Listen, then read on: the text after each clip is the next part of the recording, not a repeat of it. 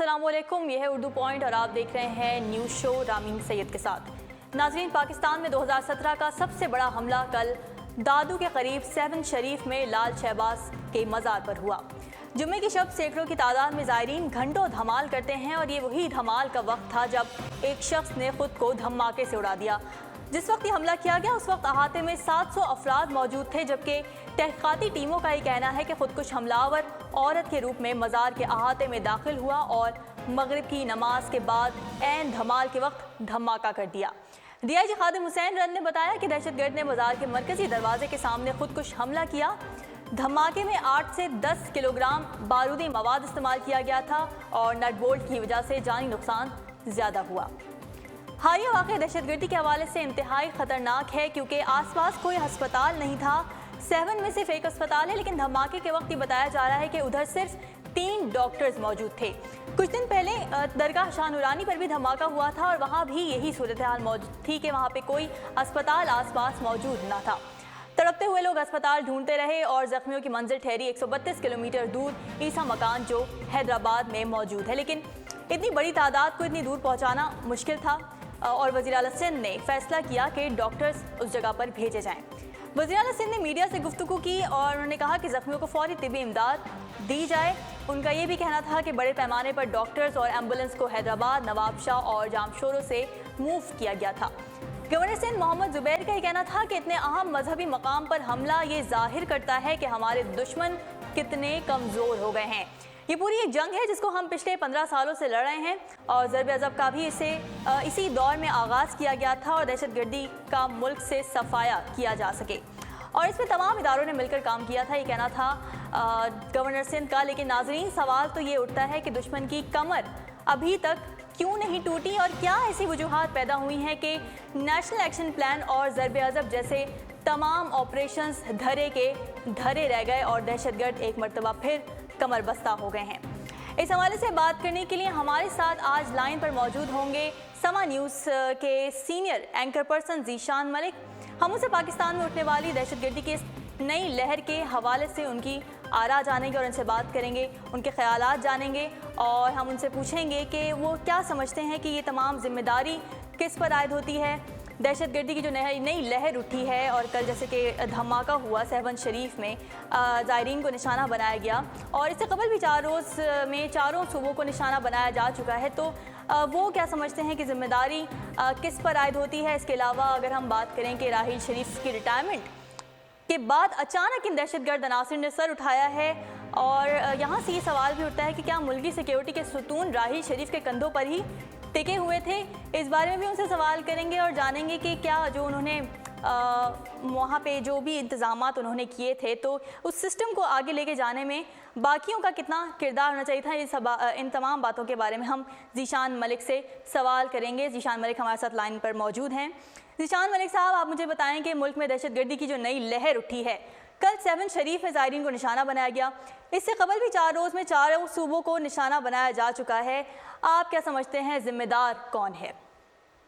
बहुत शुक्रिया जी मुझे लाइन पर लेने के लिए। जिम्मेदारी किसी एक पर डाली नहीं जा सकती है। जिम्मेदार हुकूमत भी है, जिम्मेदार हमारे सिक्योरिटी इदारे भी हैं और जिम्मेदार अवाम भी हैं जो बार बार उन्हीं लोगों को, उन्हीं चेहरों को मुंतखब करते हैं। अगर हम 7 शरीफ की बात करें, दादू से 3 वज़ीर आला मुंतखब हुए हैं सिंध के, लेकिन वहां पर एक भी अस्पताल नहीं है। लेकिन वहां के अगर लोगों से पूछे तो वोट वही उसी पीपल्स पार्टी को देते हैं। वहां भुट्टो आज भी जिंदा है, अवाम बस मर रहे हैं और एक टाइम आना है जब अवाम नहीं रहेंगे, बस भुट्टो जिंदा रहेगा। तो अवाम भी जो है वो पूरी हद तक उसी तरह जिम्मेदार हैं। और अगर आप ये देखें कि वहां पर जो सिचुएशन है, वहां कोई बड़ी शख्सियत नहीं पहुंची, कोई आज गए हैं वज़ीर आज़म साहब और आर्मी चीफ साहब, लेकिन कल हमने देखा कोई भी नहीं था वहां पर। तो अवाम भी बड़ी हद तक जिम्मेदार हैं। जी जी जी, बिल्कुल बड़ी सही बात की कि भुट्टो वहाँ आज भी जिंदा है लेकिन लोग मर रहे हैं। ज़ीशान मलिक साहब, मैं आपसे पूछना चाहूँगी कि राहील शरीफ के रिटायरमेंट के बाद अचानक इन दहशतगर्द अनासिर ने सर उठाया है, क्या मुल्की सिक्योरिटी के सुतून आप समझते हैं कि राहील शरीफ के कंधों पर ही टिके हुए थे? आप क्या कहेंगे इस बारे में?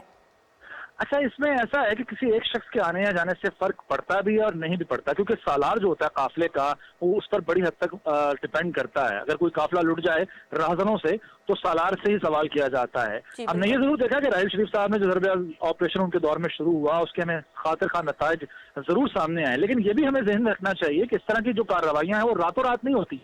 हम ये नहीं कह सकते कि अचानक से ये हमला हो गया, ये पूरा प्लान्ड है।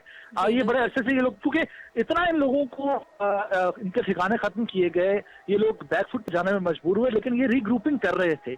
अब दहशतगर्दी जो है वो एक ऐसा तनावर दरख्त है, इसकी शाखें जितनी मर्जी आप काट लें ये फिर बढ़ जाएंगी। यहाँ इस वक्त जरूरत इस बात की है कि जड़ों से खत्म किया जाए। अभी तक हम लोगों, बदकिस्मती हमारी ये है कि जड़ों से खत्म नहीं किया जा रहा, दहशतगर्दी के सफरीत को खत्म नहीं किया जा रहा, बस जड़ें जो शाखें हैं वो काट दी जाती हैं।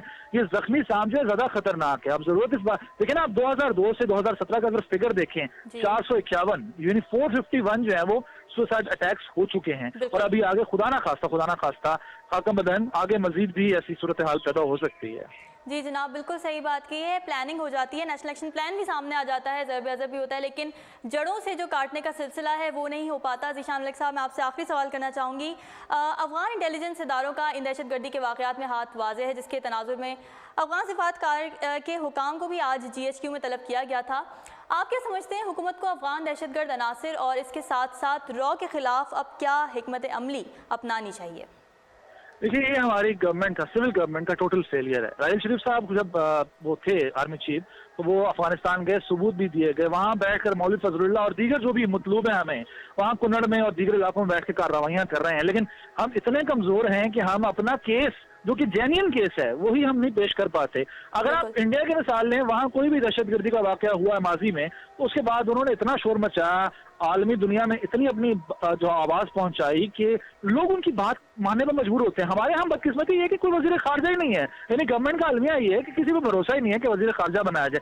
जब तक कोई वजीर खारजा प्रॉपर नहीं होगा, वो दूसरे मुल्कों को जाकर नहीं बताएगा भाई हम लोग दहशतगर्दी का शिकार हैं, हमारे पास सबूत मौजूद हैं। मौलवी फजलुल्लाह, दीगर लोग वहाँ अफगानिस्तान, और अफगानिस्तान की जो एजेंसियां हैं वो भी उनको ताउन फराम कर रही हैं। इंडिया वहां बैठकर कार्रवाइयां कर रहा है, हमारा असली दुश्मन। तो जब तक ये कोई सॉलिड जो है आवाज नहीं उठाएंगे, तब तक कुछ नहीं होगा। इसी तरह मरते रहेंगे हम लोग, इसी तरह आवाम जो है पिसते रहेंगे। जी बिल्कुल ऐसे ही, जब तक हम कोई आवाज़ नहीं उठाएंगे इसी तरह आवाम मरती रहेगी, हम पिसते रहेंगे। बहुत बहुत शुक्रिया ज़ीशान मलिक साहब, आपने हमें अपनी कीमती आरा से आगाह किया। इसके साथ ही आपको बताते चलें कि इस वाक़े के बाद से पाक अफगान ताल्लुकात में कशीदगी नज़र आ रही है। पाक अफगान सरहदें गैर मुअय्यना मुद्दत के लिए बंद कर दी गई हैं, जबकि अफगान सफारतकार के हुकाम को भी GHQ में तलब किया गया है और अफगानिस्तान में पनाह लेने वाले 76 दहशतगर्दों की फहरिस्त अफगान सफारतकार को दे दी गई है।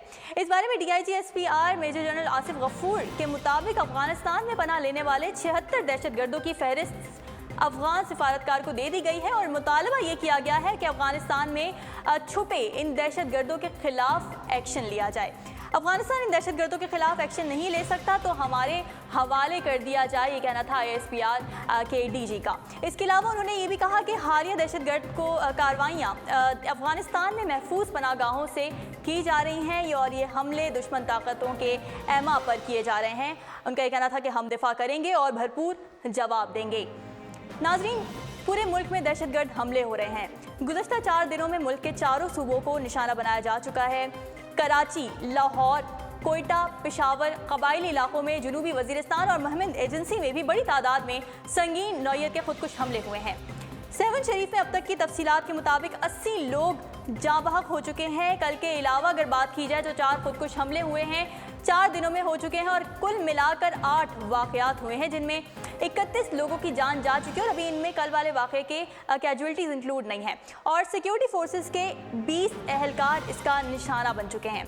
दहशतगर्दी के संगीन वाक़यात अब एक जंग का रूप धार चुके हैं जो पाकिस्तान पर लादी जा रही है। Army chief general Qamar Javed Bajwa का ये कहना है कि कौम के खून के एक एक क़तरे का फौरी हिसाब लेंगे, दहशतगर्दों से फौरी इंतकाम लिया जाएगा और दुश्मन की इंटेलिजेंस एजेंसियां जो पाकिस्तान के खिलाफ घिनौनी कार्रवाइयां करने की कोशिशें कर रही हैं, किसी भी जिम्मेदार को नहीं बख्शेंगे।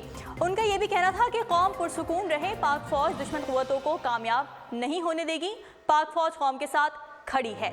सिक्योरिटी फोर्सेस दुश्मन कुव्वतों को कभी कामयाब नहीं होने देंगी और किसी दहशतगर्द के लिए कोई छूट नहीं होगी, ये कहना था जनरल कमर जावेद बाजवा का। नाज़रीन, सन 2017 में दहशतगर्दी की एक नई लहर उठ रही है। दहशतगर्दों की जानिब से ज़रबे अज़ब और नेशनल एक्शन प्लान का भरपूर जवाब दिया जा रहा है और पैगाम ये मौसूल हो रहा है कि उनमें अभी भी इतनी सलाहियत है कि वो पाकिस्तान के हर सूबे में किसी भी जगह को किसी भी लम्हे निशाना बना सकते हैं। इस साल दहशतगर्दी के 16 वाक़यात हो चुके हैं और देखा यह जा रहा है कि इन वाक़यात में सिक्योरिटी फोर्सेस के एहलकारों और ज़ायरीन को ख़ास तौर पर निशाना बनाया जा रहा है। तकरीबन 28 एहलकारों ने अपनी जानों के नजराने पेश किए हैं, जबकि 150 से ज़ायद आम पाकिस्तानी भी इन वाक़यात में अपनी जानें गंवा चुके हैं, जो एक बहुत बड़ी तादाद है और मामले की संगीनी का अंदाज़ा इस डेथ टोल से ही लगाया जा सकता है।